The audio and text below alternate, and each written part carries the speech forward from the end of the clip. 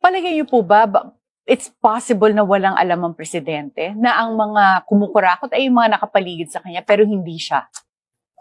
Ako, imposible hindi niya alam.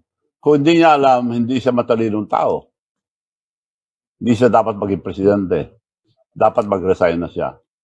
At yun Hindi ang niya nasabi alam. mo rin na alam ni presidente ang lahat ng anomalies. Imposible hindi niya alam dahil matalino naman yan. Unless nabubo siya. O may Alzheimer. Anong palagay niyo po? Which of It's your those? choice. At ngayon po, wala na raw kayong impluwensya kay BBM, kaya naglabas kayo ng expose. Yun po ba ang dahilan kung bakit kayo ngayon active sa pagsalita against the president? Ang aga.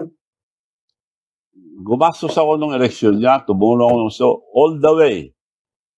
Ako nagpakilala sa mga mayors. Sabi ko, kami mga mayors league, committed na kay Sara. Pero gusto mong vice president, yun ang gusto niya eh.